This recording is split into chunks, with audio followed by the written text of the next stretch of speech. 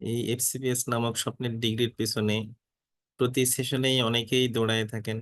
শেষ পর্যন্ত মুষ্টিমেয় কয়েকজন কাঙ্ক্ষিত সাফল্য অর্জন করতে পারেন। তেমনি দুজন সফল চিকিৎসকের সাথে, দুজন সফল মেডিসিন বিশেষজ্ঞের সাথে আজকে আমরা কথা বলবো।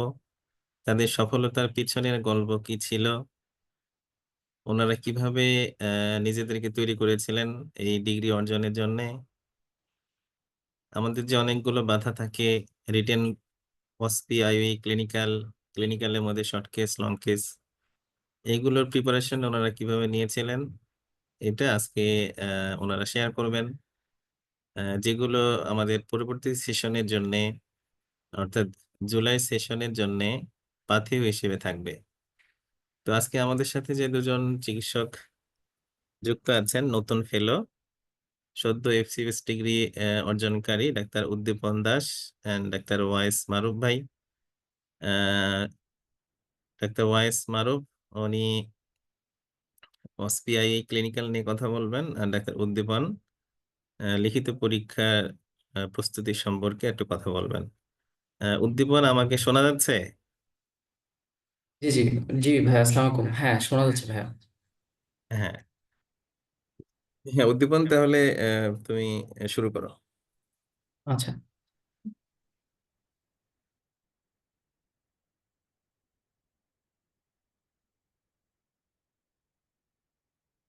আমার স্লাইড কি দেখা যাচ্ছে ভাইয়া? শেয়ার স্ক্রিন দিয়েছিলাম। তোমাকে দেখা যাচ্ছে। হ্যাঁ, এবার স্লাইড দেখা যাচ্ছে, হ্যাঁ।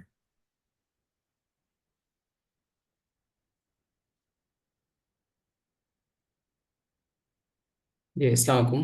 আহ, একটু বড় করে দেন, হ্যাঁ ঠিক আছে। জি। আহ, প্রথমে আমি হুম। জেনেসিস টিমকে ধন্যবাদ দিতে চাই যে আমাকে কিছু বলার সুযোগ করে দেওয়ার জন্য। তো আমি প্রথমে জেনেসিসে ফাউন্ডেশন ব্যাচে ভর্তি ছিলাম। লাস্ট আমি এক্সাম ব্যাচে ভর্তি ছিলাম।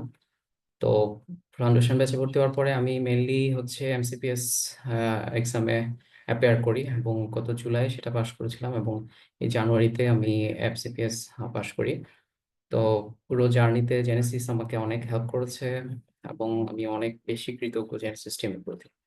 তো আমি যেভাবে এফসিপিএস এর রিটেন এক্সামের প্রিপারেশনটা নিয়েছিলাম অ্যাকচুয়ালি সেটা আমি একটু শেয়ার করতে চাচ্ছি। আর এক একজনের হচ্ছে প্রিপারেশন এক এক রকম, এক একজন এক একভাবে গুছিয়ে নেয়। আমি যেভাবে নিয়েছিলাম আমি জাস্ট এই জিনিসটা একটু শেয়ার করতে চাচ্ছি। তো রিটেনের জন্য আসলে, তো আমরা জানি যে রিটেন কোশ্চেনটা শুরু হয় দুইটা সেগমেন্ট দিয়ে। প্রথমটা থাকে লং কোশ্চেন আর দ্বিতীয়টা থাকে হচ্ছে স্যাক, যেখানে তিনটা সেগমেন্ট থাকে, 2, 3, 4। 1 নাম্বার কোশ্চেনটা লং কোশ্চেন আর 2, 3, 4-এ থাকে স্যাক। তো প্রথমে আমি লং কোশ্চেন নিয়ে কিছু কথা বলতে চাই, যেভাবে আমি গুছিয়েছিলাম জিনিসটা। লং কোশ্চেনে হচ্ছে প্রথমে আসলে আইডিয়া নেওয়ার জন্য আমি শুরুতেই বিগত 7 বছরের কিছু কোশ্চেন আমি সলভ করেছিলাম এবং গুছিয়ে রেখেছিলাম কিছু কোশ্চেন। আসলে প্রিভিয়াস কোশ্চেনগুলো একটু অ্যানালাইসিস করলে দেখা যায় কি, মানে কিছু কোশ্চেন সব সময় আসে, বারবার আসে। তো যেগুলা সিস্টেমিক চ্যাপ্টার্স আছে, বিশেষ করে জিআইটি, রিউমাটোলজি, হেমাটোলজি, এই বড় বড় সিস্টেমিক চ্যাপ্টার্স গুলা থেকে দেখা যায় ম্যাক্সিমাম সময় কমন কিছু কোশ্চেন লং কোশ্চেন হিসেবে আসে। তো এই জিনিসগুলাকে একটু আগে ভাগে প্রিপেয়ার করে না, যাতে আপনার পরীক্ষার সময় কোনো কষ্ট না হয় আর কি, এবং রিভিশন দেওয়ার সময় খুব ইজিলি শেষ হয় জিনিসটা। তো প্রিভিয়াস 7 ইয়ার্স কোশ্চেন অ্যানালাইসিস করলে দেখা যায় কি, মানে টোটাল 15 থেকে 20টা লং কোশ্চেন আসলে দেখা যায় ঘুরে ফিরে সবসময় আসে, বা আহ, ওগুলাই যে আসবে সবসময় তা না, কিন্তু আপনি যদি নিজের মতো করে কিছু কোশ্চেন গুছিয়ে রাখেন, এই কোশ্চেনগুলো যেগুলো সবসময় আসে বা কমন টপিকস পড়লে বোঝা যায় যে এটা লং কোশ্চেন আসতে পারে, তাইলে আপনার পরীক্ষার সময় জিনিসটা অনেক বেশি হেল্প করবে, যেটা আমি করেছিলাম আর কি।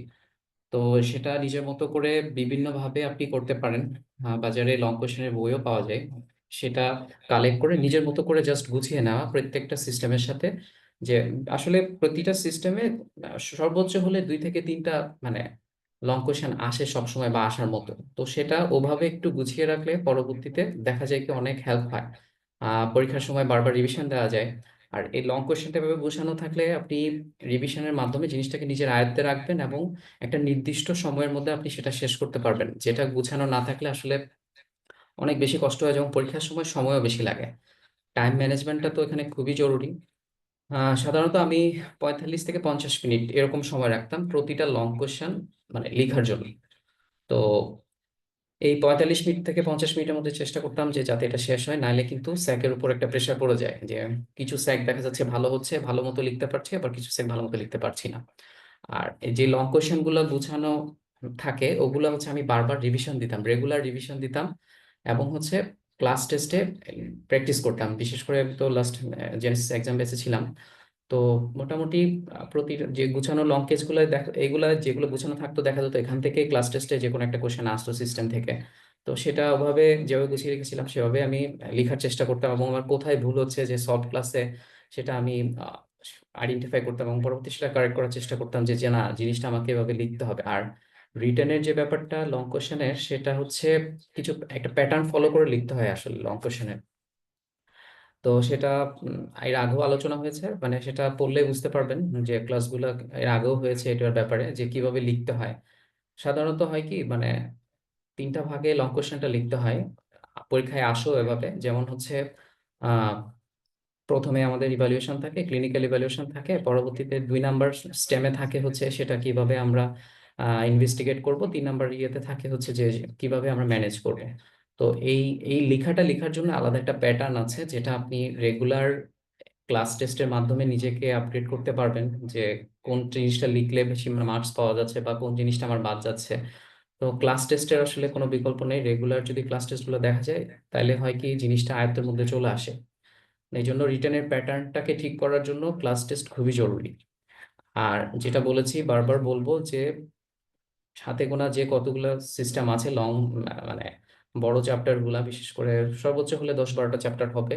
তো ওখান থেকে যে লাস্ট 7 ইয়ার্স কোয়েশ্চেন গুলা সলভ করে যে জিনিসগুলা বারবার আসতেছে, যে লং কোয়েশ্চেন গুলা বারবার আসতেছে, ওই জিনিসটা জাস্ট ওভাবেই রেডি করে রাখা। যেমন প্রত্যেকটা লং কোয়েশ্চেনের জন্য যে ফিক্সড ইনভেস্টিগেশন গুলা, যেগুলো আপনি ফার্স্ট লাইন ইনভেস্টিগেশন হিসেবে লিখবেন, সেকেন্ড লাইন ইনভেস্টিগেশন হিসেবে লিখবেন, ওই জিনিসগুলা জাস্ট একটু সাজিয়ে রাখা নিজের মতো করে। যেমন এবার আসছিল আমাদের উইলসন ডিজিজ, যদিও এটা লং কোয়েশ্চেন হিসেবে লিখতে গেলে ওভাবে লেখা যায় না, মানে ছোট হয়ে যায় লং কোয়েশ্চেনের জন্য, কিন্তু তাও এটা আমাদের এবার লং কোয়েশ্চেন এসেছিল। তো আসলে ওভাবে আমি আসলে লং কোয়েশ্চেনের জন্য জিনিসটাকে ওভাবে গুছিয়ে মানে রাখতে পারি না বা আগে গুছিয়ে রাখিনি, কিন্তু পরীক্ষায় এটা লং কোয়েশ্চেন হিসেবে এসছে এবং ওভাবেই মানে আমাকে লিখতে হয়েছে আর কি। তো এই জন্যই বলতেছি যে বারবার যে জিনিসগুলা লং কোয়েশ্চেন গুলা আলাদাভাবে একটু নিজের মতো করে তৈরি করে নেওয়া বিভিন্ন জায়গা থেকে, জেনেসিসের লেকচার শিটের হেল্প নিতে পারেন, যেটা আমাকে অনেক বেশি হেল্প করেছে। তো নিজের মতো করে গুছিয়ে রাখা এবং হচ্ছে যে ইনভেস্টিগেশন গুলো লিখবেন ওগুলো আগে ভাগে জাস্ট ফিক্সড করে রাখা এবং বারবার প্র্যাকটিস করা, ক্লাস টেস্ট দেয়া। তাইলে হবে কি, এবং ম্যানেজমেন্টটা কিভাবে লিখবেন, কোন জিনিসটা আগে লিখবেন, স্পেসিফিক ম্যানেজমেন্ট, তারপর ম্যানেজমেন্টের লাস্টের দিকে যে আলাদা যে জিনিসগুলো লেখা লাগে, যেমন হচ্ছে ফলো আপ, তারপর হচ্ছে মানে জাস্ট নির্দিষ্ট যে প্যাটার্নটা আসলে লং কোশ্চেনে, ওই জিনিসটা মেনটেন করা আর কি। লং কোশ্চেনের ব্যাপারে এগুলাই বলতে চাই। আর দ্বিতীয়ত হচ্ছে পরবর্তী কোশ্চেনটা আসে হচ্ছে স্যাক থেকে, 2, 3, 4 তিনটা স্টেম, 2, 3, 4-এ প্রত্যেকটাতে 5টা 5টা করে টোটাল 15টার মতো স্যাক আসে। তো স্যাকের শুরুতেই আমি যেটা বলবো সেটা হচ্ছে ডেভিডসন প্রিন্সিপালস অফ মেডিসিন। এটার কোনো বিকল্প নেই, এটা অবশ্যই পড়তে হবে স্যাকের জন্য। কারণ হচ্ছে ডেভিডসনের জাস্ট ছোট ছোট কিছু জায়গা থেকে স্যাক চলে আসে, যেটা ওভাবেই লেখা লাগে, ওখানে যা লেখা আছে ওই ইনপুটই দেওয়া লাগে, নাহলে মার্কস ক্যারি করা সম্ভব না। এই জন্য প্রত্যেকটা সিস্টেম ডেভিডসন থেকে পড়তে হবে, আসলে পড়ার কোনো বিকল্প নেই আর কি। আমি পড়েছিলাম, এবং আহ যদি পার্টনারশিপ থাকে তাহলে একটু আলোচনা করা নিজেদের সাথে নিজেদের মধ্যে যে এই জিনিসটা স্যাক হিসেবে আসতে পারে।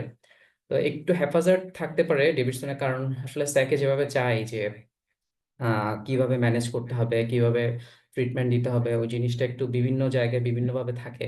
তো ওই জিনিসটা গুছানোর জন্য আপনি হচ্ছে বা আমি যেটা করেছিলাম, আহ, আমি লেকচার শিটের হেল্প নিয়েছিলাম জেনেসিসের, যেখানে অনেক জিনিসই খুব সুন্দরভাবে গোছানো আছে। এবং ডেভিডসনের কোনো বিকল্প নেই, রিভিশন দিতে হবে বারবার ডেভিডসন এটাকে কমপ্লিট করার জন্য। আর এখানেও প্রিভিয়াস কোশ্চেন আপনাকে দেখতে হবে, বা আমি দেখেছিলাম প্রিভিয়াস কোশ্চেন, কারণ দেখা যায় কি প্রিভিয়াস ম্যাক্সিমামই তো কমন টপিকস থেকে আসে, আর কিছু কিছু সবসময় দেখা যায় কিছু আনকমন টপিকস থেকে আসে, এটা থাকবেই। তো কমন যেগুলা বারবার আসতেছে ওগুলা বারবার রিভিশন দেওয়া, প্রত্যেকটা সিস্টেম পড়ার সময় সেগুলো হচ্ছে বারবার একটু চোখ বুলিয়ে নেওয়া, যে এটা অনেকবার এসেছে বা এটা প্রিভিয়াস কোয়েশ্চেন ইয়ারে এসেছিল, ওই জিনিসটা বারবার প্র্যাকটিস করা। তো ডেভিডসনকে আসলে দুই ভাগে ভাগ করতে হয় পড়ার সময়। আমি যেটা করেছিলাম সেটা হচ্ছে, ডেভিডসনের টোটাল 17 থেকে 18টা স্মল চ্যাপ্টার আছে, যেগুলো হচ্ছে নন সিস্টেমিক চ্যাপ্টার। যেমন it's like geriatrics, maternal medicine, immunology, acute medicine. তো এই জিনিসগুলা হচ্ছে টোটাল, এই চ্যাপ্টারগুলো দেখলে দেখবেন যে ভাগ করে ডেভিডসনের, যদি ইনবক্সে যান, মানে ইনবক্স মানে সূচিতে যদি দেখেন, তাহলে হচ্ছে এখানে টোটাল 17 থেকে 18টা স্মল চ্যাপ্টার হবে, যেগুলা হচ্ছে আপনার এখান থেকে অনেক অনেক কোশ্চেন আসে, যেগুলা বারবার রিভিশন দিয়ে নিজেকে প্রিপেয়ার করে না রাখলে দেখা যায় পরীক্ষার হলে ওভাবে টু দা পয়েন্টে লেখা যায় না। বিশেষ করে এই চ্যাপ্টারগুলোর বক্স থেকেই ম্যাক্সিমাম সময় কোশ্চেন চলে আসে আর কি, একদম হুবহু কোশ্চেন চলে আসে, যেটা আপনি ওভাবে লিখলে দেখা যায় কি মানে ফুল মার্কস চলে আসে। তো আমি যেটা করতাম যে প্রতিদিন পড়ার সময় 1 থেকে 2টা চ্যাপ্টার আমি রাখতাম, এই ছোট চ্যাপ্টারগুলা, যেগুলো একটু বড় থাকতো একটা পড়তাম, আর যেগুলো একটু ছোট থাকতো প্রতিদিন 2টা করে চ্যাপ্টার আমি রিভিশন দিতাম। একটা সিস্টেমিক চ্যাপ্টার পড়তাম, সাথে হচ্ছে 2টা আমি ছোট চ্যাপ্টার রেগুলার রিভিশন দিতাম। কারণ এই চ্যাপ্টারগুলার মানে স্টেমগুলো এমন, যেগুলো রেগুলার না পড়লে আসলে পরীক্ষার হলে ডেলিভারি দেওয়া, ইনস্ট্যান্ট ডেলিভারি দেওয়া সম্ভব না। দেখা যায় প্রত্যেকটা ইয়ে থেকে 2-3 লাইন মনে থাকে, আর লাস্টের 2 লাইন মনে থাকে না প্রত্যেকটা বক্স থেকে। তো এই জন্য রেগুলার রিভিশন না দিলে আপনার হচ্ছে জিনিসগুলো ইনস্ট্যান্ট মাথায় আসলে আসে না। তো সবকিছু মিলিয়ে আমি যেটা দেখেছিলাম যে টোটাল 17-18টা বা বেশি হলে 20টা হবে আপনি যদি ধরে নেন। তো এগুলা রেগুলার রিভিশনের মধ্যে রাখা, 1 থেকে 2টা চ্যাপ্টার রেগুলার রিভিশনের মধ্যে রাখা, প্রতিদিন অন্তত 1 থেকে 2টা চ্যাপ্টার রিভিশন দেয়া। আর প্রিভিয়াস ইয়ার কোয়েশ্চেন অ্যানালাইসিস তো করতেই হবে, যাতে যে জিনিসগুলো বারবার আসতেছে ওগুলো আপনি বেশি পড়েন, বেশি এফোর্ট দেন এগুলাতে। আর জেনেসিসের লেকচার শিট এক্ষেত্রে অনেক বেশি হেল্প করেছে, কারণ হচ্ছে এখানে খুব সুন্দরভাবে গোছানো আছে জিনিসগুলো, যে স্যাকে যেভাবে চাই যে যে জিনিসটা আমার ইনভেস্টিগেশন কি হবে, এটা ম্যানেজমেন্ট কি হবে, ওগুলা স্টেপ বাই স্টেপ ওভাবে সাজানো আছে। এরপরে হচ্ছে আমি যেটা বলতে চাচ্ছিলাম, সিস্টেমিক চ্যাপ্টার্স গুলোর মধ্যে প্রথমে তো এখন তো আমি বললাম যে যেগুলা স্মল চ্যাপ্টার্স, এখন এরপরে যেটা আসবে সেটা হচ্ছে সিস্টেমিক চ্যাপ্টার্স গুলা, মানে যেগুলো হচ্ছে বড় চ্যাপ্টার গুলা, যেমন হচ্ছে সিস্টেম গুলা, জিআইটি সিস্টেম, হেমাটোলজি, তারপর হচ্ছে রিউমাটোলজি। এই সিস্টেম গুলাকে আমি প্রতি সপ্তাহে একটা করে সিস্টেম আমি পড়তাম, যেটা জেনেসিসের যে শিডিউল, যে এক্সাম ব্যাচের শিডিউল বা রেগুলার ব্যাচের যে শিডিউল, ওখানে ওইভাবেই সাজানো আছে যে একটা সিস্টেমিক চ্যাপ্টার থাকে, সাথে হচ্ছে 2টা ছোট চ্যাপ্টার থাকে, যেটা 1 সপ্তাহ পরে এক্সাম নেওয়া হয় আর কি। তো আমি সবগুলো এক্সামই ওভাবে দেওয়ার চেষ্টা করতাম, যার কারণে আমার খুব সহজেই আসলে জিনিসগুলো বারবার রিভিশন হয়েছিল। বিশেষ করে প্রতি সপ্তাহে যদি একটা করে সিস্টেম পড়া হয়, ডেভিডসনের একটা মানে সিস্টেমিক চ্যাপ্টার, যেমন জিআইটি মনে করেন, সাথে আপনি 2টা স্মল চ্যাপ্টার পড়লেন প্রতি সপ্তাহে, এবং পরবর্তীতে নেক্সট ইয়েতে আপনি এক্সামটা দিলেন, তাহলে আপনার জিনিসটা খুব সুন্দরভাবে শেষ হয়ে যায় আর কি। আমি এই জিনিসটা ফলো করতাম, এক একজনের সিস্টেম এক এক রকম। এবং প্রত্যেকটা বড় সিস্টেম পড়ার সাথে আমি যেটা করতাম সেটা হচ্ছে, আমি ওই সিস্টেমের অস্পিটা জলিল স্যার এবং বকর স্যারের বই থেকে আমি পড়ে নিতাম। তো যার কারণে আলাদাভাবে আসলে অস্পি বা ওই প্রিপারেশনটা নেওয়া প্রয়োজন পড়েনি, আমি আসলে সুযোগও পাইনি ওভাবে নেয়ার। আমি প্রত্যেকটা সিস্টেম পড়ার সময় ওই সিস্টেমের অস্পিটা আমি জলিল স্যার এবং বকর স্যারের বই থেকে পড়ে নিতাম আসলে। কারণ অস্পিটা আসলে দেখা যায় অনেক অস্পি স্যাক হিসেবে চলে আসে, আবার স্যাক থেকেও অস্পি হয়। তো এই জন্য একসাথে পড়ে ফেললে আসলে আর ওভাবে কষ্ট করে পড়া লাগে না পরবর্তীতে। তো প্রত্যেকটা সিস্টেম পড়ার সাথে ওই সিস্টেমের অস্পিটা জাস্ট পড়ে ফেলা, জলিল স্যার এবং বকর স্যারের বই থেকে পড়ে ফেলা, যাতে পরবর্তীতে আর কষ্ট না হয় আর কি। আর এটা পরে পরবর্তীতে রেগুলার ক্লাস টেস্টের মাধ্যমে জাস্ট নিজেকে একটু আপডেট করা, যে আপনার কোথায় ভুল হচ্ছে, কোন জিনিসটা রিকভারি করা লাগবে। ওই জিনিসটা হচ্ছে সলভ ক্লাসের মাধ্যমে আপনি নিজেকে জাজ করতে পারবেন যে কোথায় ল্যাকিংস আছে। পাশাপাশি মেডিক্সেলে কিছু ক্লাস করেছিলাম আমি লাস্টের দিকে, যেটা আমাকে আসলে অনেক বেশি হেল্প করেছে স্যাকের ক্ষেত্রে, অস্পির ক্ষেত্রে। এগুলার কোনো বিকল্প নেই আসলে, কিছু কিছু জিনিস ওখান থেকেও কমন পড়ে যায় আসলে। তো এই জিনিসটা মাথায় রাখতে হবে আর কি। এই জিনিসগুলো যদি আপনি সুযোগ পান, ক্লাসগুলো একটু মানে করার চেষ্টা করলে আমার মনে হয় কি ভালো হয়। আমি করতাম, মানে যতটুকু পারতাম, আসলে সবগুলো ক্লাস করা হতো না, কিন্তু এটার মাধ্যমে আমার অনেক উপকার হয়েছে।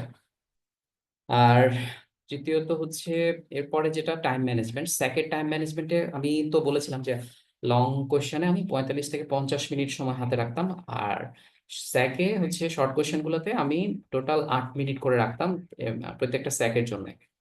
আসলে এভাবে টাইম মেনটেন না করলে পরীক্ষার হলে আসলে সম্ভব না ওভাবে নির্দিষ্ট টাইমের মধ্যে ভালোভাবে ডেলিভারি দেয়া রিটেনের জন্য, এবং সবটা সম্ভব হয় না। এই জন্য আমি যেটা রেগুলার এক্সাম বেছে যে পরীক্ষাগুলো দিতাম ওখানে এই টাইমটা মেনটেন করার চেষ্টা করতাম, এবং দেখা যেত কি এভাবে মেনটেন করলে জিনিসটা খুব সহজেই হয়ে যায়। আর নাইলে যেটা হবে, কিছু স্যাক দেখা যাবে ভালো লিখেছেন, আবার কিছু স্যাকে সময় কম দেওয়ার কারণে আপনার ভালো হয়নি, খুব বেশি লিখতে পারেননি। আর কিছু কিছু জায়গায় দেখা যায় কিছু কিছু স্যাক এমন ভাবে আসে যে আসলে 8 মিনিট যে 8 মিনিট লিখতে হবে ওরকম না। দেখা যায় কি স্পেসিফিক কিছু জিনিস চাই যেটা আপনার 3-4 মিনিটে হয়ে যাবে, ওখানেও 2-3 মিনিট সেভ হয়ে যায়।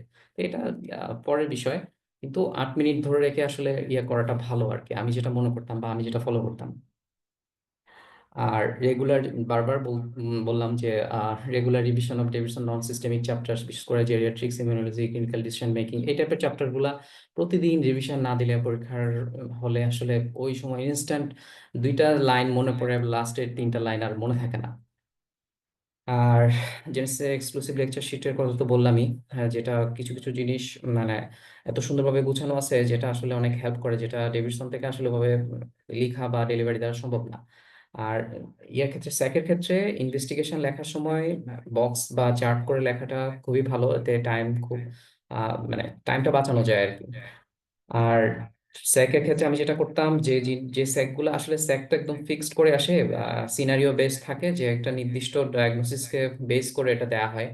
তো সেক্ষেত্রে হচ্ছে যে সিনারিওটা থাকে শুরুতেই যদি আমি ওটার ইয়েটা লিখে দিই, যে ডায়াগনোসিসটা লিখে দিই, তো সেক্ষেত্রে দেখা যায় কি অনেক সময় মানে এটা স্যারদেরকে আসলে এটা দেখলে স্যাররা বুঝে যায় যে এই জিনিসটা তো আসলে ঠিক আছে, ওর ডায়াগনোসিসটা ঠিক আছে।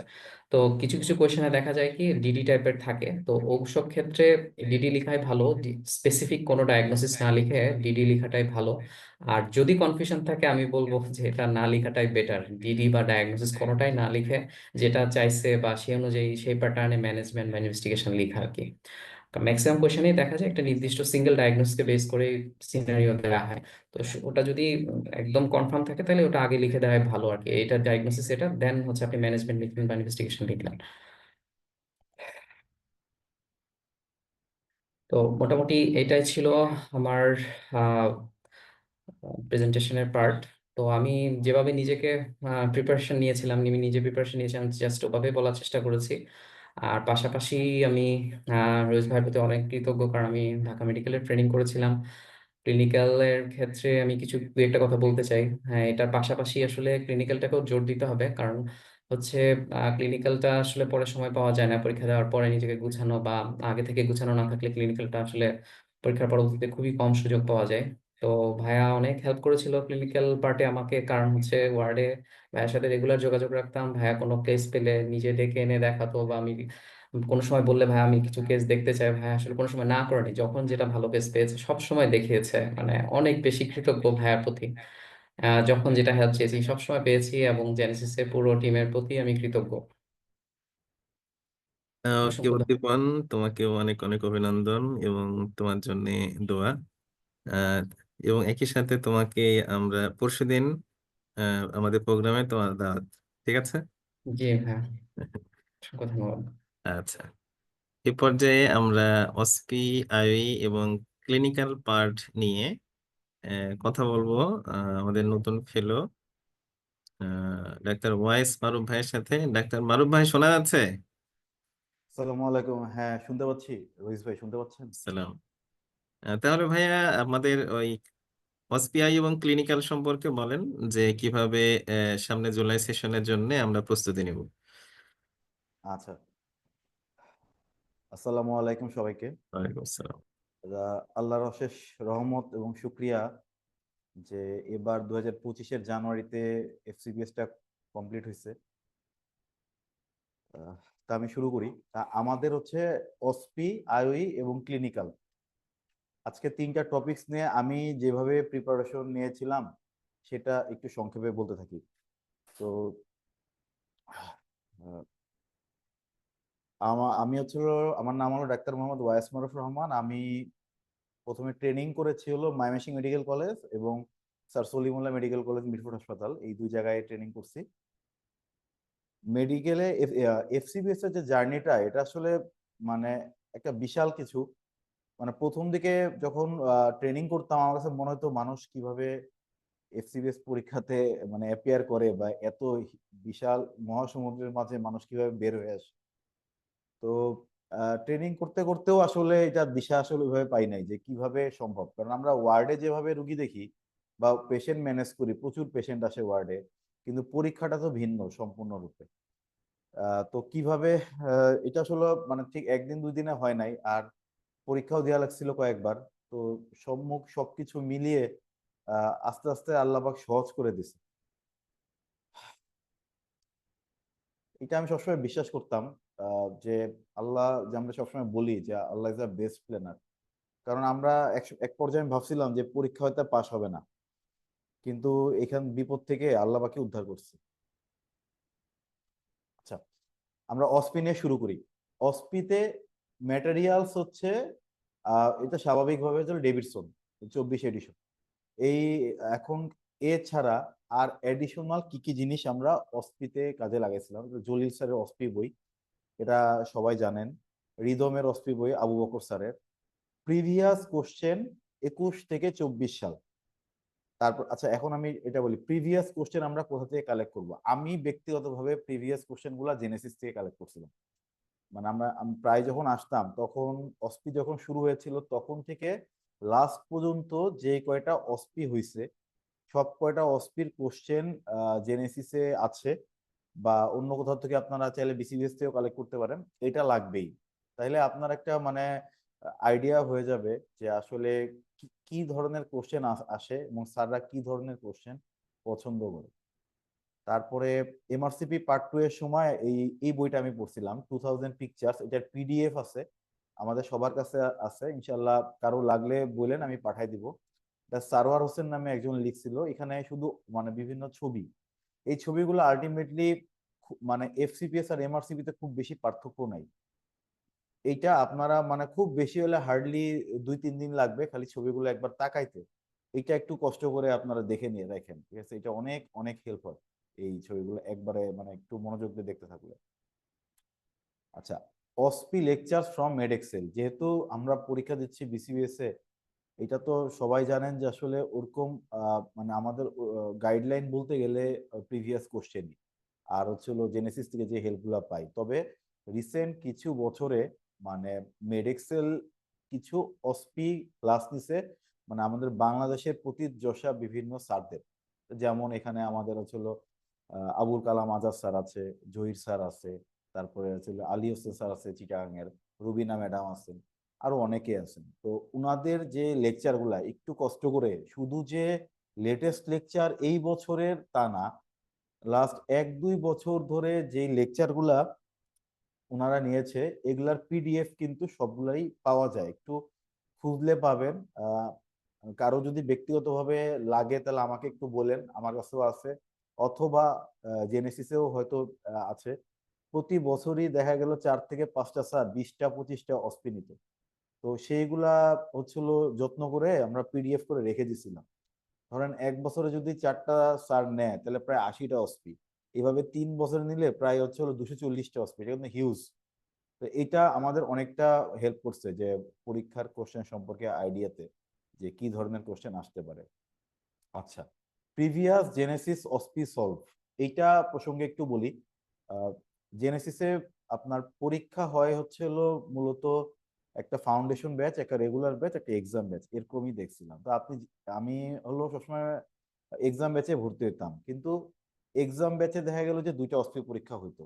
আপনি সবগুলো অসপি সলভ করছেন, ভালো কথা, কিন্তু ভাই পরীক্ষার 5 মিনিটের মধ্যে আপনি ওইটা কতটুকু লিখতে পারবেন এবং প্রডিউস করতে পারবেন, এবং সেই অসপিতে আপনার মোটামুটি 6-7-এর উপরে নাম্বার আসবে কিনা, এইটা কিন্তু আপনি ধরেন থরলি যখনই পড়তেছেন জলিল স্যারের বই অথবা রিদমের অসপি যেটাই হোক, আপনার কাছে মনে হচ্ছে আমি পারি, কিন্তু আপনি যতক্ষণ না পর্যন্ত পরীক্ষা দিবেন ততক্ষণ পর্যন্ত আসলে আপনি পুরোপুরি আসলে বুঝতে পারবেন না যে আমি আউট 5 মিনিটের মধ্যে লিখতে পারবো বা বুঝতে পারবো, অনেক ডাউট থেকে যায়। তো জেনেসিস যেটা হেল্প করছিল, যে আমি এক্সাম ব্যাচে ভর্তি হইতাম, কিন্তু ফাউন্ডেশন আর রেগুলার ব্যাচে একটা করে অস্পিও পরীক্ষা হইতো। তো এখানে তার ওরকম নিষেধ নাই, তো ফলে দেখা গেছে যে আমি সবগুলো পরীক্ষাতে চেষ্টা করতাম অ্যাপিয়ার করতে। ফলে দেখা গেছে যে একটা 6 মাসে মোটামুটি 6টা অস্পি পরীক্ষা এখান থেকে দেওয়া হয়ে যেত।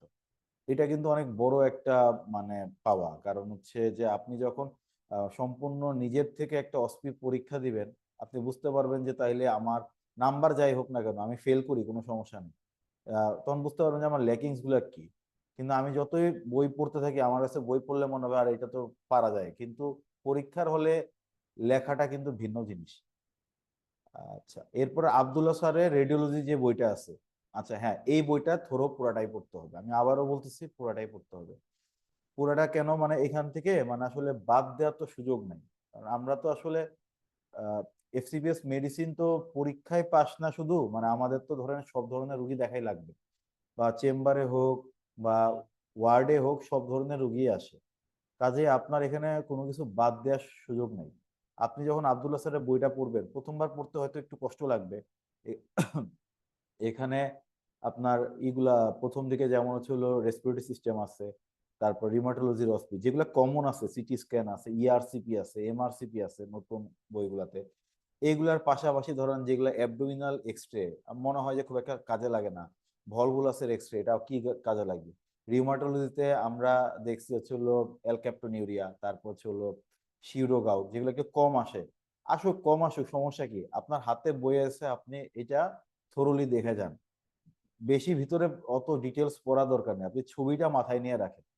আমাদের মাথায় রাখতে হবে যে আমি পড়বো বা আমার অ্যান্সারটা হবে ডেভিডসন থেকে।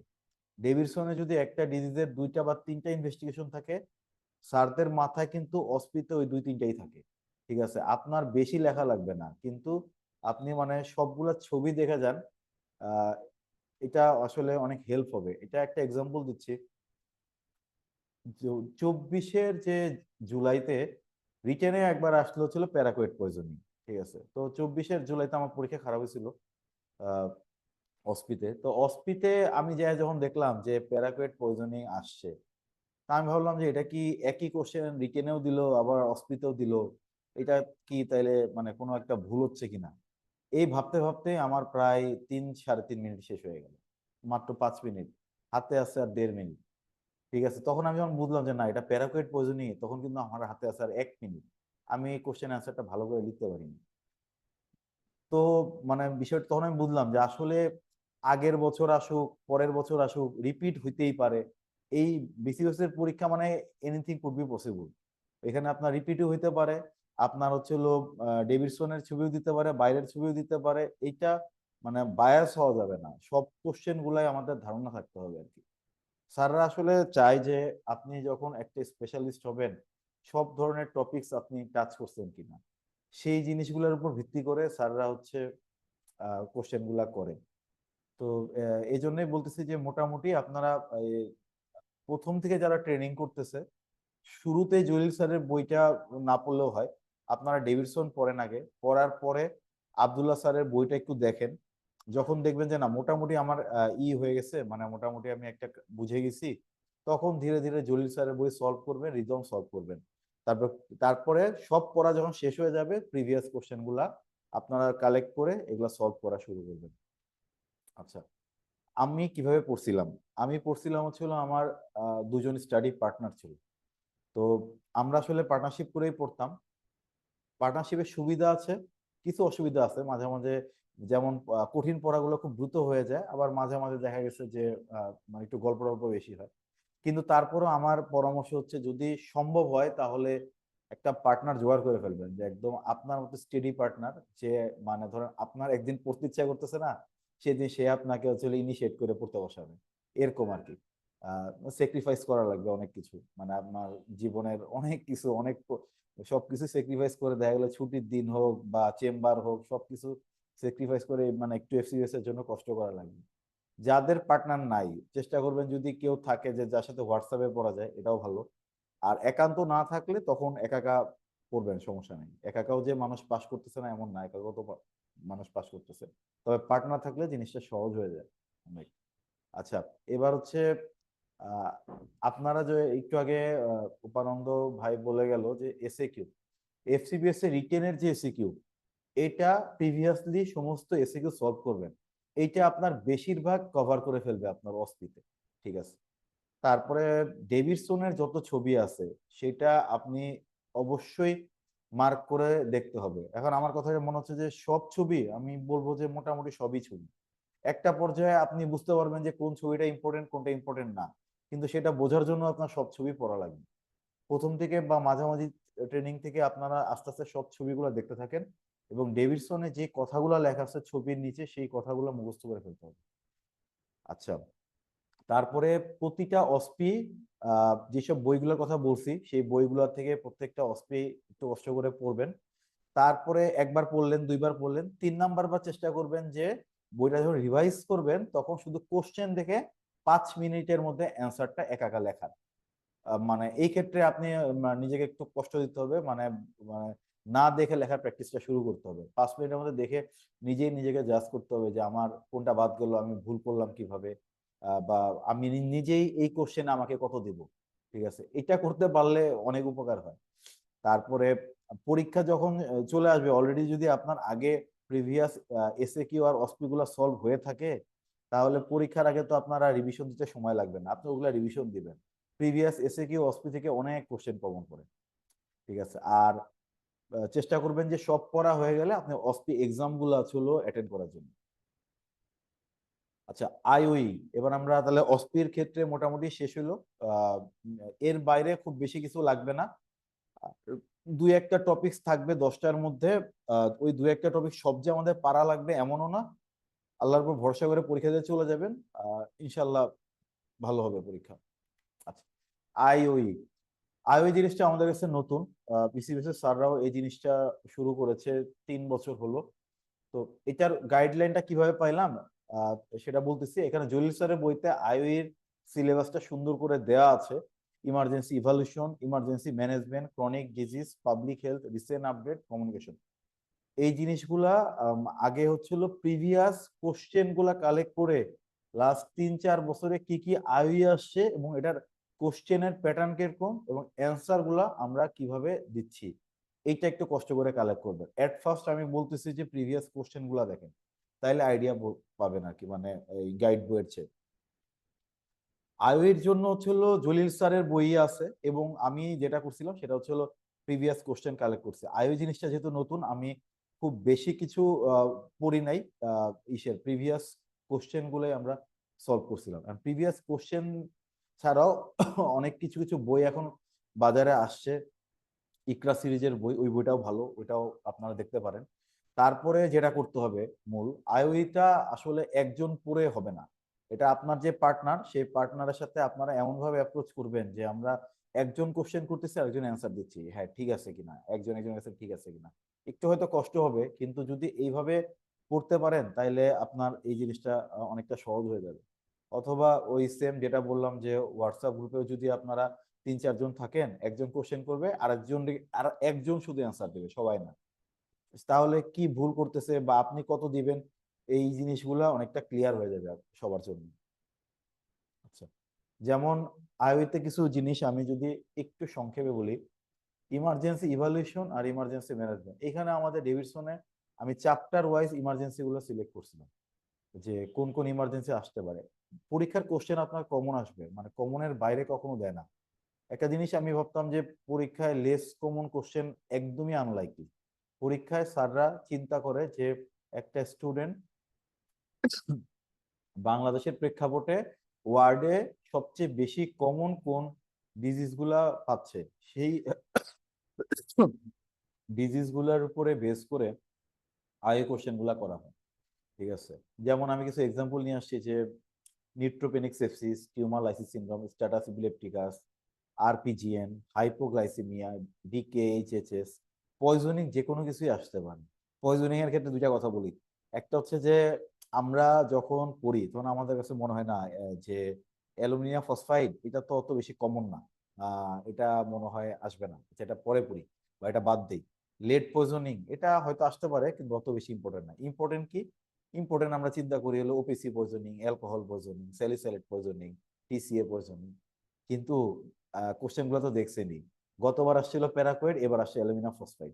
কাজে কোনো কিছুই লেস ইম্পর্টেন্ট না, আপনার মোটামুটি সবকিছু সম্পর্কে ধারণা নিতে হবে, যে যাতে পরীক্ষা একদম ছেড়ে দিয়ে না আসা যায় আর কি। তারপরে হচ্ছে acute severe asthma, exacerbation of COPD, cerebral malaria, dengue, dengue থেকে dengue compensated, decompensated shock, fluid overload, এগুলো আমি জাস্ট কয়েকটা এক্সাম্পল লিখে আনছি। কিন্তু আপনারা যখন বই পড়বেন সবাই এনাফ ম্যাচিউর, মানে কোশ্চেন দেখলেই বুঝতে পারবেন আইওই কি। যেই কাজটা আমরা কম করি সেটা হচ্ছে হলো পার্টনারের সাথে একটু প্র্যাকটিস করতে হবে, যে নিউট্রোপেনিক সেপসিস আসছে, বা একটা রোগী আসছে, নিউট্রোপেনিক সেপসিস কিভাবে হলো, এটা কি লিউকোমিয়া দিয়ে আসছিল নাকি অন্য কিভাবে আসলো, বা কেমোথেরাপি নেওয়ার পরে হলো, এইভাবে মানে যে কোনো ফরম্যাটে কোশ্চেনটা আসতে পারে। সেটা ধরেন আপনারা 2-3 জন পার্টনার হইলে আপনাদের জন্য সুবিধা হবে। খুব বেশি কিন্তু সময় লাগবে না, মনোযোগ দিয়ে 7 দিন পড়লে দেখবেন যে বইয়ের সমস্ত ইমার্জেন্সি ইভ্যালুয়েশন এবং ইমার্জেন্সি ম্যানেজমেন্ট শেষ হয়ে যাবে। একবার যদি 7 দিন একটু কষ্ট করেন তাহলে কিন্তু আপনার আর পরীক্ষার আগে ওই কষ্টটা করা লাগতেছে না। আপনার মাথায় যদি একবার হ্যামারিং হয়ে যায় তাহলে কিন্তু এই কষ্টগুলো হচ্ছে না। আমরা অনেক সময় জিনিসগুলো বুঝতে পারি না বিধায় সময় কম লাগে, পরীক্ষা পাশ করতেও আমাদের অনেক দেরি হয়ে যায়। ক্রনিক ডিজিজ বিভিন্ন সিস্টেম ওয়াইজ, যেমন কানেকটিভ টিস্যু থেকে রিউমাটয়েড আর্থ্রাইটিস, এসএলই, রেসপিরেটরি থেকে COPD, bronchial asthma, TB, CVS থেকে ভালভুলার হার্ট ডিজিজ, রেনাল থেকে nephrotic syndrome, GN, lymphoma, multiple myeloma, IBD, chronic hepatitis B and C. আচ্ছা আমি একটা example দেই, যেমন হলো যদি পরীক্ষায় কোশ্চেন আসে, সাপোজ মনে করেন যে একটা কোশ্চেন আসলো যে ভালভুলার হার্ট ডিজিজ, ঠিক আছে, কিভাবে আসলো, বললো যে একটা ইয়াং ফিমেল তোমার কাছে আসছে হেমোপ্টাইসিস এবং প্রোগ্রেসিভ ব্রেথলেসনেস নিয়ে, ঠিক আছে। তখন হচ্ছিল তুমি কি কি হিস্ট্রি নিবা, তখন আপনার কাছে কি কি, ইয়াং ফিমেল সে তো নিশ্চয়ই স্মোকার লাইনে আমি বা রেসপিরেটরি লাইনে আমি কম যাব, আমি তখন ইয়াং ফিমেল হলে আমার মাথায় প্রথমে আসা উচিত যে রিমোটিক ফিভার হইলো কিনা তার ছোটবেলা, যেখান থেকে তার হচ্ছে হলো মাইট্রাল ভালভুলার ডিজিজ হয়েছে কিনা, এটা একটা মাথায় রাখলাম। তারপরে আমি আমি চলে গেলাম রেসপিরেটরি লাইনে, কিছু কনজেনিটাল কোনো ডিজিজ আছে কিনা, যেমন তার সিস্টিক ফাইব্রোসিস আছে কিনা, অথবা তার অন্য কোনো ব্রোঙ্কাইটিস হয়েছে কিনা। আমার হিস্ট্রি নেওয়ার সময় আমার সবকিছুরই হিস্ট্রি নিতে হবে, ঠিক আছে। হিস্ট্রির পরে আমি হিস্ট্রি যখন আমার ডিডি অনুপাতে বললাম, স্যার বলল যে yes patient has history of previous history of rheumatic fever.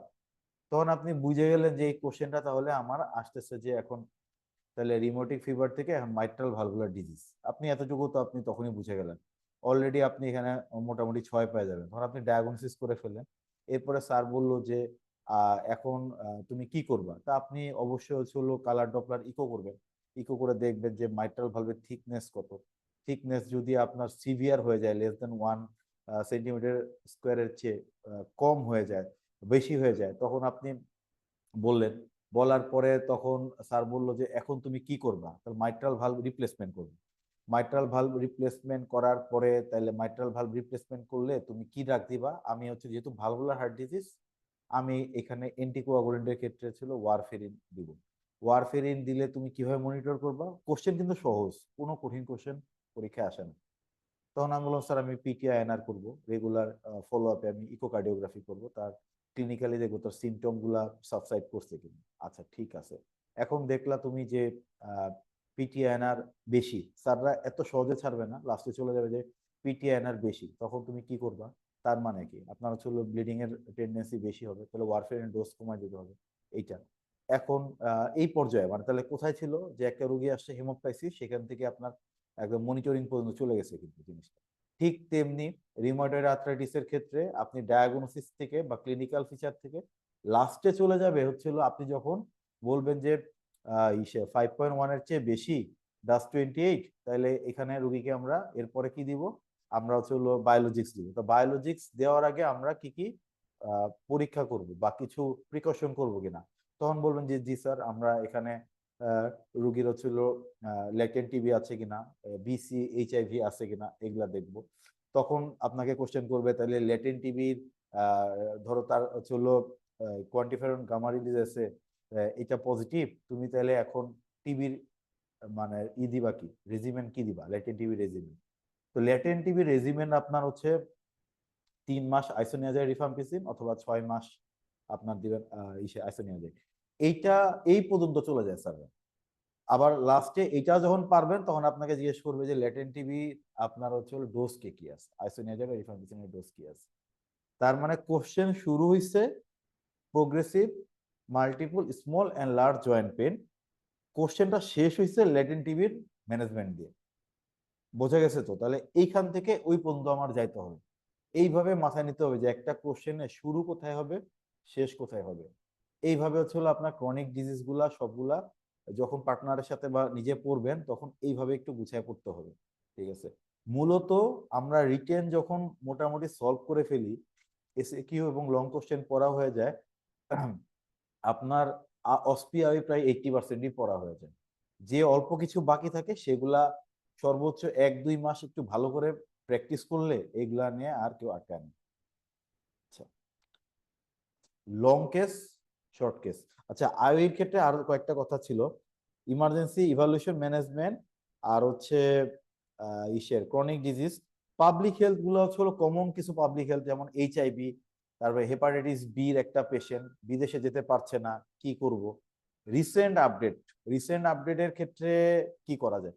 Recent update হচ্ছে মহাসমুদ্র রেগুলার হচ্ছে যেগুলো আপনাদের ওয়ার্ডে বা যে যে হসপিটালে আছেন সেখানে যেগুলো ক্লিনিক্যাল জার্নাল গুলা হয়, ঠিক আছে, সেগুলো অ্যাটেন্ড করবেন। এছাড়া টেলিগ্রাম গ্রুপে রিসেন্ট আপডেটের কিছু পেজ আছে, সেখানে আমি দেখছিলাম যে যেই রিসেন্ট আপডেট যে কোনো কিছুরই আপনার আপডেট গুলা ওইখানে পাওয়া যায় এবং ফ্রি পাওয়া যায়। যেগুলো আপনার অনলাইনে বিভিন্ন জায়গা থেকে মানে কিনতে হয় সেগুলো ওইখানে ফ্রি পাওয়া যায়। নিজেরা একটু কষ্ট করে কালেক্ট করে নেবেন। টেলিগ্রামে কয়েকটা গ্রুপ আছে, ওখান থেকে আপডেট গুলো দেখতে পারেন। সব যে পড়া লাগবে তা না, সবসময় মনে রাখতে হবে বাংলাদেশের প্রেক্ষাপটে কোনটা ইম্পর্টেন্ট, স্যাররা ওইটাকে বেশি চুজ করে। কমিউনিকেশন বা মেডিকেল ইথিক্স একটা জিনিস আছে, সেটা আপনারা প্রিভিয়াস কোশ্চেন গুলা একটু দেখে নেবেন। এই হলো আইওই। প্রথম অবস্থায় মনে হবে যে আইওই একটু কঠিন, কিন্তু গ্র্যাজুয়ালি পড়তে থাকলে সহজ হবে। এবং যে মক টেস্ট গুলা হয় বিভিন্ন জায়গায়, জেনেসিস সহ বিভিন্ন জায়গায় হয়, সেগুলো একটু অ্যাপেয়ার করবেন, তাহলে দেখবেন যে আইওর ভয় কেটে গেছে। Long case, short case. আচ্ছা, প্রথম যখন ট্রেনিং শুরু করি লং কেস, যখন আব্দুল্লাহ স্যারের বই বা বিভিন্ন বইগুলা দেখছিলাম, তখন আসলে ঠিক বুঝে উঠতে পারিনি যে আমি কিভাবে প্রেজেন্ট করব, চিফ কমপ্লেন বলবো নাকি স্যালাইন ফিচার বলবো। আসলে লং কেসটা তো এরকম না। লং কেসটা আপনার প্রেজেন্ট করতে হবে যে মিস্টার অমুক, 84 years of age, non smoker, non diabetic, hypertensive কি হাইপারটেনসিভ না, অ্যালকোহলিক অর অ্যালকোহলিক নট, এটা hailing from Dohar Nawabganj Dhaka, comes in this hospital through out patient department অথবা through emergency with the complaints of. এইভাবে ধরেন আপনি লং কেস গুলা আপনার chief complain গুলা 3টা আগে বলে নেবেন। সাপোজ একটা লং কেস যদি আসে যে আপনার ধরেন হচ্ছে হলো ডায়াবেটিক কমপ্লিকেশন, তাহলে আপনি বলবেন যে জেনারেলাইজ সোয়েলিং ফর এতদিন, টিংলিং নামনেস প্যারাস্থেসিয়া এতদিন, প্রোগ্রেসিভ ব্লারিং অফ ভিশন এতদিন, যেরকম থাকে আর কি, আপনি ওই পদে আপনি বলতে থাকবেন। ঠিক আছে? তারপরে এগুলাকে ইলাবোরেট করতে হবে এবং ফলশ্রুতিতে এই জিনিসগুলার যে ডিডি গুলা হয় সেই ডিডি গুলা এক্সক্লুড করতে হয়। এবং ডিডি এক্সক্লুড করা হয়ে গেলে আপনার হচ্ছে হলো আপনার সমস্ত হিস্ট্রি যাতে কিছু বাদ না থাকে। কিছু জিনিস আছে স্যাররা শুনতে চায়, যেমন হচ্ছে রোগী ব্লাড ট্রান্সফিউশন করছে কিনা, প্রিভিয়াসলি কোনো বায়োপসি হয়েছিল কিনা, তারপরে এর আগে কখনো পালমোনারি টিবি হয়েছিল কিনা। টিবি যে শুধু পালমোনারি তা না, টিবি শরীরে, টিবি শব্দটা স্যারদের খুব পছন্দের, শরীরে অন্য কোথাও টিবি হয়েছিল কিনা, টিবি কয়বার হয়েছিল, সে এর আগে ক্যাটাগরি এ না ক্যাটাগরি বি নিছে, সব টিবির যা কিছু আছে সবকিছু। তারপরে এই হাসপাতালে ভর্তি হওয়ার পরে তার কোনো প্রসিডিউর করা করা হয়েছিল কিনা, যেমন এন্ডোস্কোপি, কোলোনোস্কোপি, বায়োপসি, এভাবে। তো পরবর্তীতে সুযোগ পেলে আমি হচ্ছে লং কেসের একটা শীট আছে, সেটা আমি দিয়ে দিব না সবাইকে। একটা আপনার মোটামুটি টোটাল 15টা লং কেস আপনার রেডি করে ফেলতে হবে। ভাই রেডি করা মানে আমি বলি, আমার পরীক্ষা যেটা ফেল করছিলাম আগের বার, সেটা অভিজ্ঞতা থেকে বলতেছি। লং কেস আপনার প্রেজেন্ট করতে হবে 8 মিনিটে, 8 মিনিট মানে 8 মিনিটই, এখানে 1 সেকেন্ডও বেশি নেওয়া যাবে না। এবং 8 মিনিটে আপনি একদম ডিফারেন্সিয়াল পর্যন্ত বলতে হবে। তারপরে 2 স্যার যে সময়গুলো দিবে সেই সময়ের মধ্যে তার কোশ্চেন গুলো অ্যান্সার করতে হবে। আমি আপনি এমন ভাবে বলবেন তোতা পাখির মতো, যাতে স্যাররা মনে করে যে আপনি মুখস্থ বলতেছেন। ঠিক এইভাবেই আপনার প্রিপারেশন নিতে হবে। এফসিবিএস পরীক্ষা uncommon long case very unlikely, সবই দিবে কমন। আপনার দিবে হচ্ছে হলো ডায়াবেটিক কমপ্লিকেশন দিবে, তারপরে HCC top of the CLD এটা দিবে, লিমফোমা দিবে, ডেসিমেটেড টিউবারকুলোসিস দিবে, তারপর আইবিডির একটা থাকতে পারে, ঠিক আছে। মানে একদম কমন কিছু, যেগুলা একটু কম পাই, যেমন ইনফেক্টিভ এন্ডোকার্ডাইটিস, ইয়াং স্ট্রোক, সেগুলোও পড়বো আমরা। আমার টোটাল 14টা লম্বা 15টা লং কেসের মধ্যে এগুলো আছে, কিন্তু কমনের বাইরে সারা খুব একটা যেতে চায় না। এই জিনিসগুলা মাথায় নিয়ে একদম মুখস্থ করে ফেলতে হবে। লং কেস প্রথমে রেডি করবেন, মুখস্থ করবেন, আয়নার সামনে দাঁড়ায় আগে নিজে নিজে 8 মিনিটের মধ্যে বলার প্র্যাকটিস করবেন। বলাটা এমন ভাবে হবে, আপনার লং কেসে যদি ডিডি থাকে, সেই ডিডিকে আমি কিভাবে এক্সপ্লোর করব সেই জিনিসগুলা অনুপাতে আপনার বলতে হবে। লং কেসের জন্য ইলিয়াস ভাইয়ের যে বইটা সেটা আমি ফলো করছিলাম, ওটা খুব ভালো। আমার নিজের কিছু নোট আছে, এইচ.এন. সরকার স্যারের একটা লং কেসের বই আছে, সেটা পড়ছিলাম।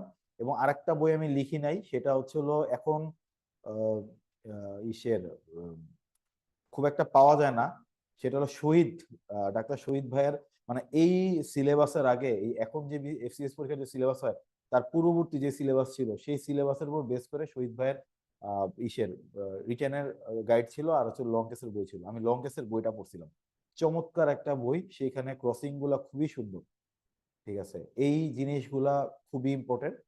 আর আর এটা হলো প্র্যাকটিস। আচ্ছা, প্র্যাকটিসটা কিরকম? প্র্যাকটিসটা হচ্ছে ভাই, আপনার লং কেস আপনি খালি যখন রেডি করে ফেলবেন, তারপরে আপনার ওয়ার্ডে লং কেস রেডি করতে হবে। আপনি সিনিয়র হোক জুনিয়র হোক, মানুষকে যারে পারবেন তারে ধরে আপনি বলতে হবে যে তুমি খালি 8 মিনিট বসো, আমি একটা লং কেস প্রেজেন্ট করবো। সে বুঝুক না বুঝুক আপনি তারে প্রেজেন্ট করতে থাকবেন। স্যারদের সামনে প্রেজেন্ট করতে পারলে খুবই ভালো। আমি জুলাইতে জুলাইতে পরীক্ষায় আমার একটু খারাপ হয়েছিল, ক্লিনিক্যালে পাস করছিলাম, অসপি খারাপ হয়েছিল, কিন্তু এইবার এই 6 মাসে আমি যে কত লং কেস প্রেজেন্ট করছি, যারে পাইছি তার কাছে। স্যারে আমার অ্যাসিস্ট্যান্ট প্রফেসর ছিল ছিল মুদাসির হাসান স্যার, তারে তো আমি পাগল করে দিতাম যে যেই ওয়ার্ডে যে রুগী পাই সেই রুগী, কারণ আমাদের তো এখন দেওয়ালে পিঠ থেকে গেছে, হারানোর কিছু নাই, লজ্জা পেয়েও লাভ নাই। যে কে কি মনে করলো, আমার হলো লং কেস প্রেজেন্ট করার দেওয়ার কথা, তারা আমার ভুলটা ধরাই দিবে।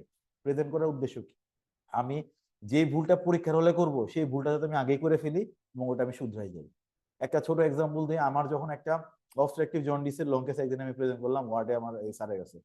আমি তার বললাম যে হলো দুইটা পালপেবল ম্যাচ আছে, একটা ইপিগ্যাস্ট্রিক রিজনে আর একটা হচ্ছে হলো গলব্লাডারের ম্যাচ আছে। তা ইপিগ্যাস্ট্রিক রিজনের যে ম্যাচ সেটা প্রথমে বললাম হচ্ছে তাহলে আমার প্রভিশনাল ছিল ইসের প্যানক্রিয়াটিক কার্সিনোমা। তো স্যার আমার বললো যে প্যানক্রিয়াটিক কার্সিনোমা তুমি কি হাতে পাবা, হাতে পাইতে পাইতে তো রুগী অক্কা পাবে। তখন আমি বুঝলাম যে আচ্ছা রেট্রোপেরিটোনিয়াল অর্গান, এটা তো ভেরি আনলাইকলি, হাতে পাওয়া যাবে না। অথচ দেখেন আমি যেবার এবার পরীক্ষা দিলাম, আমার পাশে এক ভাইরে ঠিক এই জিনিসটাই করছে, সেই ইপিগ্যাস্ট্রিক ম্যাচটা ব্যাখ্যা করতে পারে নাই, সে প্যানক্রিয়াটিক ম্যাচ বলছে, স্যাররা ওই প্যানক্রিয়াটিক ম্যাচ হাতে পাইলা কিভাবে, এই করতে করতে তার পরীক্ষা শেষ হয়ে গেল। ঠিক আছে, মানে কিভাবে আমার প্রেজেন্ট করতে হবে এই জিনিসটাও রেডি করে ফেলতে হবে। স্যার কি কোশ্চেন করবে সেই কোশ্চেনটা রেডি করে ফেলতে হবে। তারপরেও যে ভুল হবে না তা না, তারপরেও ভুল হবে, আমরা তো এত কিছু জানি না, স্যারদের সমান হইতে আমরা পারবো না, আমরা পরীক্ষার্থী হয়ে। আমাদের ভুলগুলা বেশিরভাগ স্যারই ক্ষমা সুন্দর দৃষ্টিতে দেখে, যদি আমাদের মাইনর ভুল হয়। এইখানে যারা এফসিএস পাস করছে কেউ বলতে পারবে না যে আমি সব পারছি। আমার যখন ক্রসিং করে, ক্রসিং এ অনেক কোশ্চেন আমরা পারি না, হিস্ট্রিতে কয়েকটা টপিক বাদ দিয়ে দিই, স্যাররা আমাদের অনেক মার্সি করে। ঠিক আছে, একদম গ্রস মিস্টেক না করলে তখন স্যাররা আসলে একটু বিরক্ত হয়, তাছাড়া এই কাজটা করতে হবে। তাহলে মূলত যেটা সেটা হচ্ছে লং কেস গুলা একটু কষ্ট করে আপনারা পার্টনারের সাথে হোক বা একা হোক আগে রেডি করবেন, আয়নার সামনে দাঁড়ায় প্র্যাকটিস করবেন, তারপরে ওয়ার্ডে প্র্যাকটিস করবেন। আপনার সব ফাইন্ডিং পাওয়া লাগবে না, কিন্তু আপনার নোটে থাকবে আমি কি কি ফাইন্ডিং এক্সপেক্ট করি, সেই এক্সপেকটেশনের ফাইন্ডিং গুলো রুগীর সাথে মিলে কিনা, এই জিনিসটা মাথায় রাখতে হবে। শর্ট কেস, শর্ট কেসের হচ্ছে যেহেতু আমি একটা বই খুব ভালো করে ফলো করছি, যে এইটা clinical medicine for immersive cases by Gautam Mehta.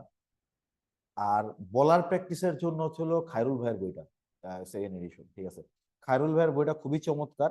Short case আপনারা সবাই পারবেন। যেটা করছি সেটা হচ্ছে হলো ওয়ার্ডে প্রতিদিন রাউন্ডের পরে, যখন খাওয়া দাওয়ার পরে মানে অনেক আলসেমি লাগে, কিন্তু ভাই কষ্ট করে হইলো আপনার ইউনিট বাদ দিয়ে অন্যান্য ইউনিটে যারা আছে সবাইকে জিজ্ঞেস করে রাখতে হবে, ভাইয়া তোমাদের শর্ট কেস কোনটা কোনটা আছে, রেসপিরেটরি সিস্টেমের কোনটা আছে, অ্যাবডোমেনের কোনটা আছে, নিউরোলজিক্যাল কিছু আছে কিনা। এইভাবে ওদেরকে একটু বিরক্ত করে আগে শর্ট কেস গুলো সিলেক্ট করে রাখবেন, এবং না দেখে আগে আপনি হচ্ছে হলো ওইগুলা চেষ্টা করবেন যে আপনি ডায়াগনোসিসটা এলিসিট করতে পারেন কিনা। ঠিক আছে, এই কাজটা করা লাগবে। এটা একা সম্ভব না, এটা একটা দুইটা পার্টনার লাগবে। এবং যদি আপনার ওয়ার্ডে রুগী কম থাকে বা মেডিসিন ওয়ার্ডে সবসময় ক্লিনিক্যাল কেস নাও থাকতে পারে, তখন ব্রাঞ্চের বিভিন্ন ওয়ার্ডে আপনার যাওয়া লাগবে, কষ্ট করা লাগবে। যে আপনার মেডিকেল কলেজের যে ব্রাঞ্চ আছে সেই ব্রাঞ্চেও মানে গ্যাস্ট্রো আছে, হেপাটো আছে, নিউরো আছে, সেইখানে যাবেন।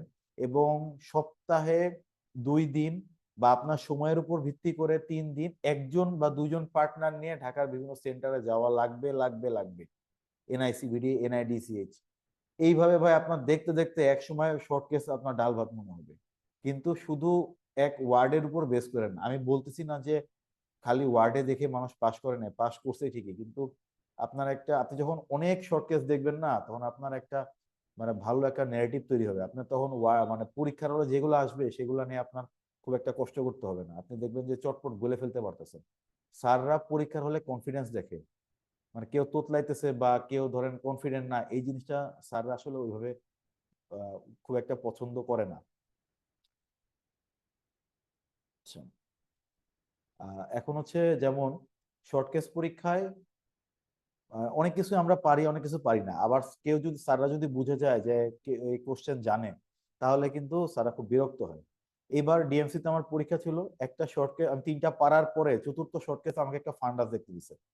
ফান্ডাস দেখতে দিচ্ছে হচ্ছিল মোটামুটি 25 ইয়ার্স অফ এজ, একটা পেশেন্টের মেল। তা আমরা সাধারণত ইয়াং পেশেন্টের কি খুঁজি, টাইপ 1 ডায়াবেটিস হলে আমরা ডায়াবেটিক কমপ্লিকেশন পাবো, অথবা যদি অনেক সময় আমরা অপটিক অ্যাট্রোফির কথা চিন্তা করি। আমি ফান্ডাস দেখার পরে দেখতেছি ফান্ডাসে তো কিছুই পাচ্ছি না, ভেসেল কাউন্ট নর্মাল। আমি তো একটু হয়ে গেলাম, পাজলড হয়ে গেলাম। আমার পরীক্ষা নিছিল হচ্ছিল সিঙ্গাপুর থেকে একজন স্যার আসছিলেন, আর ইসের রেজাউল করিম স্যার ছিল DMC.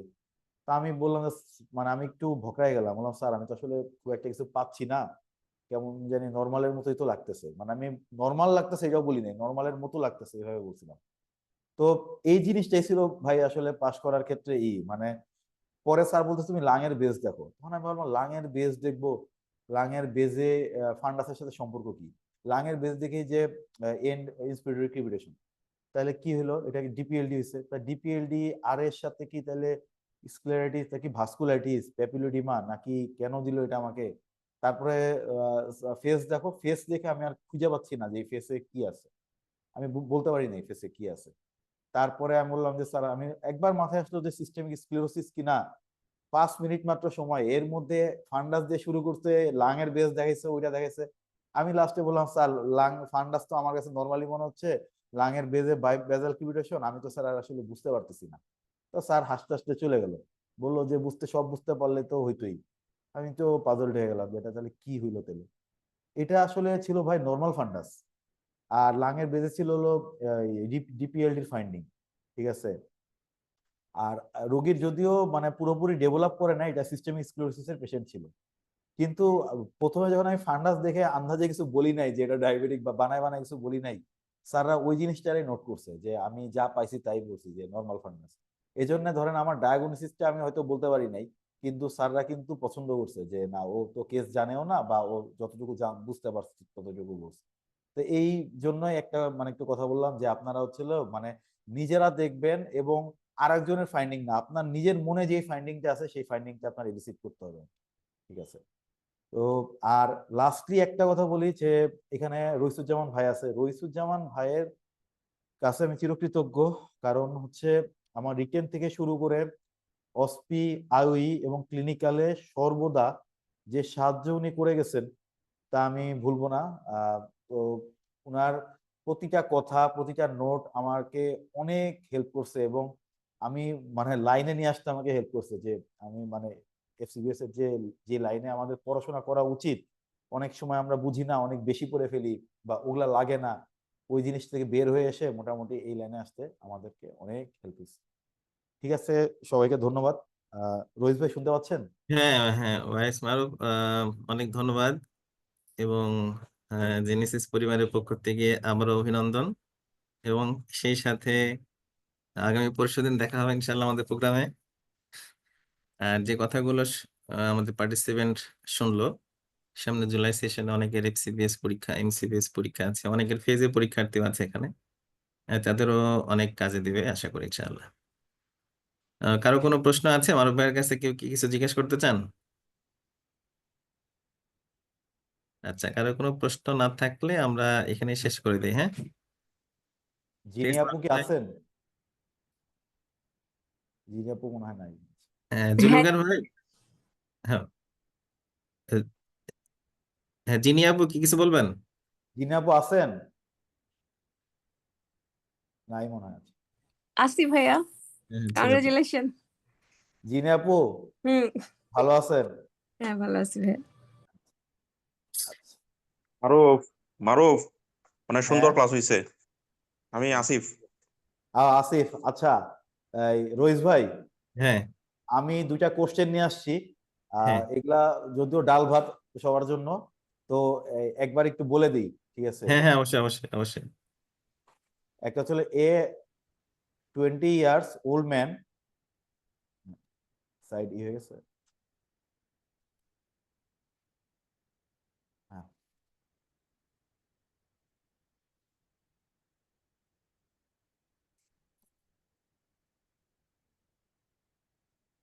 a 20 years old man comes with hematuria and sore throat. He also give history of gluten sensitivity. What will be the complete diagnosis?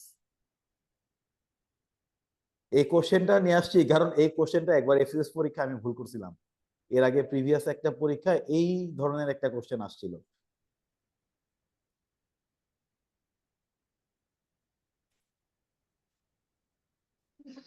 কি ভাইয়া coeliac with IGN nephropathy? Excellent, excellent, এটা coeliac with IGN nephropathy.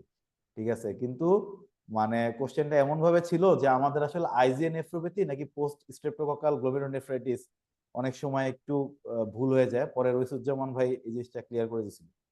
আচ্ছা, পরেরটা হলো 45 years old diabetic female has progressive mass in left abdomen, now comes to you with sudden severe left knee and ankle joint pain. What investigation will give to complete diagnosis? এটা কি হতে পারে?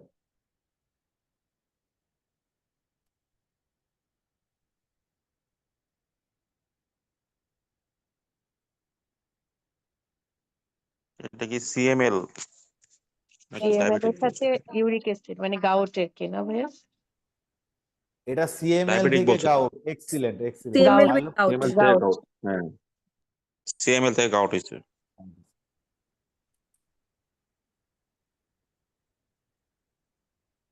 ঠিক আছে রইস ভাই, হ্যাঁ আমরা শেষ করে দিই তাহলে। হ্যাঁ, ঠিক আছে। ঠিক আছে, সবাইকে আসসালামু আলাইকুম, সবাই ভালো ওয়ালাইকুম থাকবেন। আসসালাম। জুলফিকার ভাই শেষ করে দেন।